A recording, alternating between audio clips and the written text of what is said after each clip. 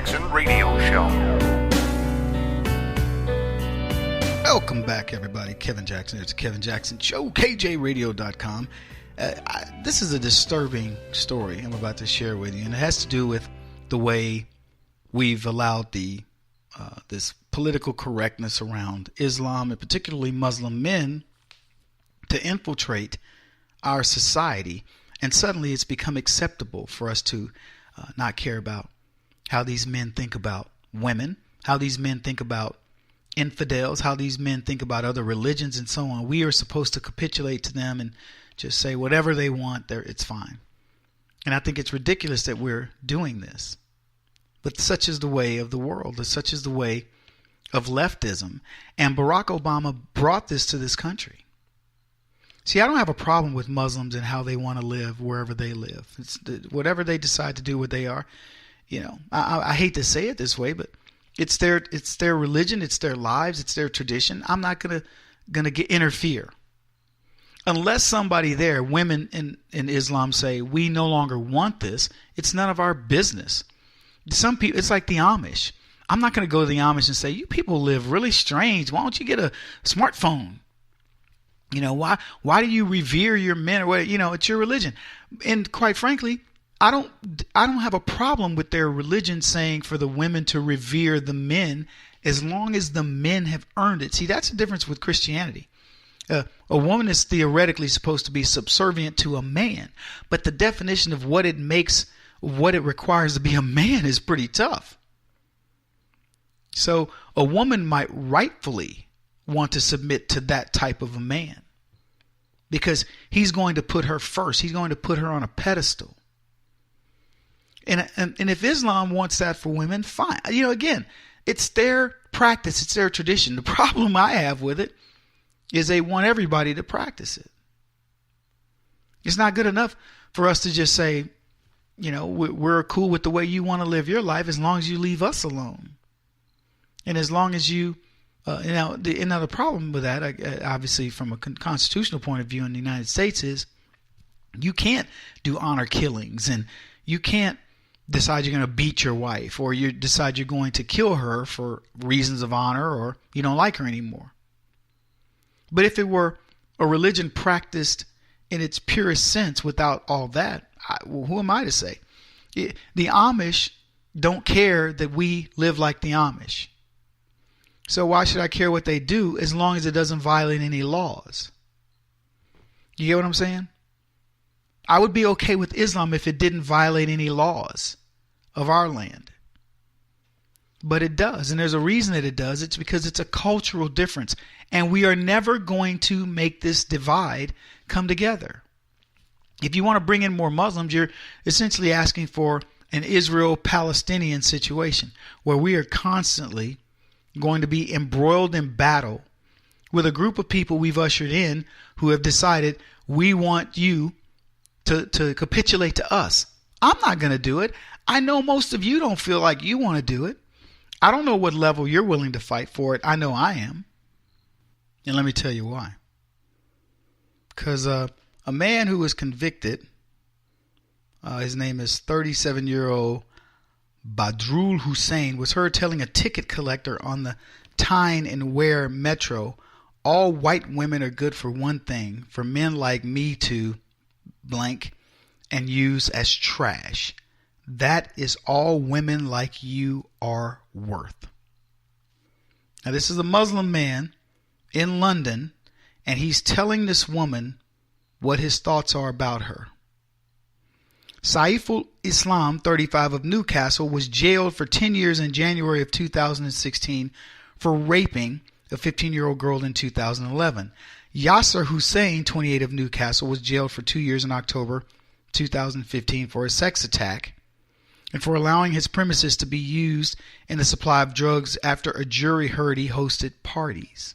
Mohammed Hassan Ali, 34, of Newcastle, was jailed for 7 years in December of 2015 for sexual activity with a child, supplying cannabis and possession with an intent to supply. Redwan Siddiq, 32, of Newcastle, jailed for 16 months in February for supplying a drug to a 19-year-old in return for sex at his student digs in 2013. Carol Ann Gallen, 22, from Newcastle, 17 at the time, admitted 3 offenses of trafficking girls for the purpose of sexual exploitation. Let me stop there. I want you to understand, folks, the way to get to us is through our kids. And the Muslim community, particularly Muslim men, who subjugate women, who objectify women, who do not care about women, white, black, or otherwise. They don't even care about their own women.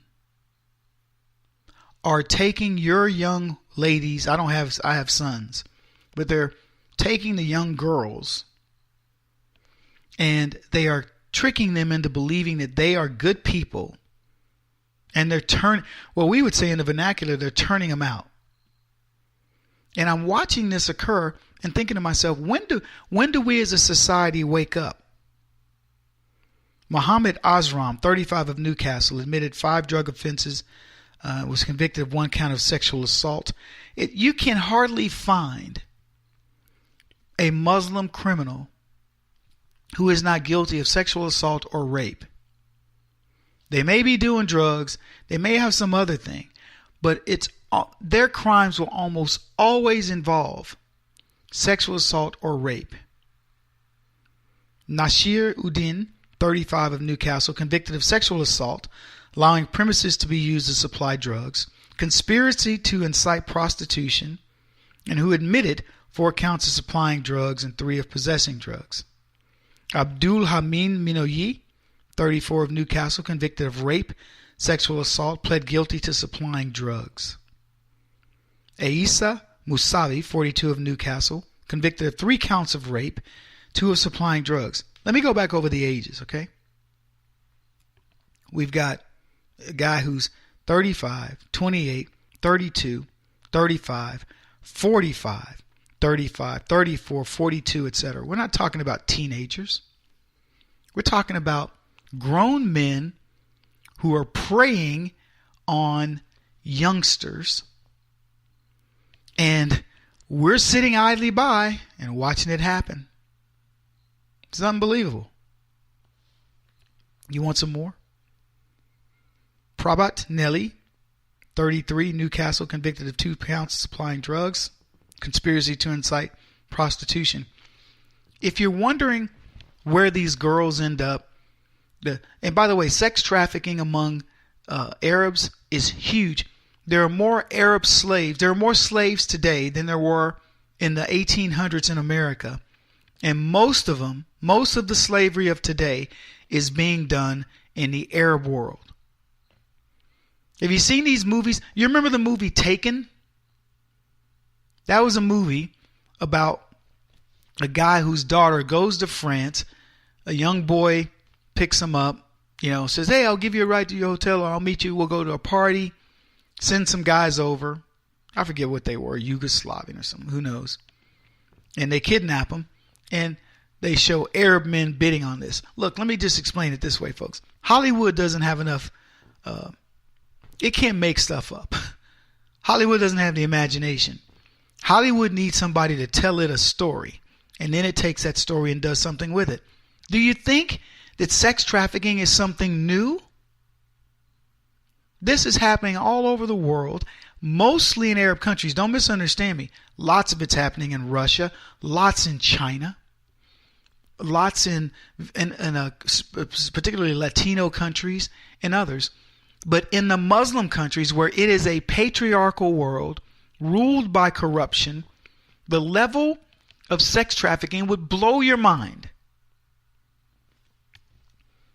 Let's see, did we do this? Nadim Aslam, prostitution. Habibar Rahim, 34, of Finham, convicted of 2 counts of conspiracy to incite prostitution. All these guys go out, they find these young girls, high school age, they kidnap them, drug them. By the way, if you think this is only happening overseas, you're sadly mistaken. This is happening right here in America. It's happening in suburbs, homes by you. You are dealing with men that you think are, running a store, convenience store, whatever, by day, and by night, they've got 3 or 4 high school or college age girls drugged up, chained to beds where men come and have sex with them at their leisure. And that's it. You never hear of these girls again. It's right under our noses. And I'm not trying to, I don't want to raise alarm bells. I'm just telling you this is the way it is. And it's a sad state of affairs that we have leftists who claim they want to protect women. They claim to fight the war on women. And they do nothing about this. In fact, they condone it by their silence. It's pathetic. I could go on. This is a list of people, and this is London. This is Londonistan, which I've been talking about for quite a while. Kevin Jackson on the Black Sphere Radio Network. Do you owe back taxes to the IRS or state?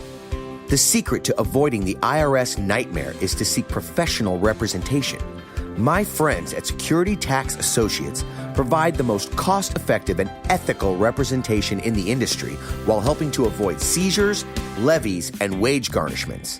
Security Tax Associates is here to ensure that the appropriate steps are taken to permanently eliminate any possibility of future tax burdens once and for all. For a free, no-obligation consultation, contact Security Tax Associates, 844-779-4177. That's 844-779-4177. 844-779-4177. Or visit them at securitytaxassociates.com.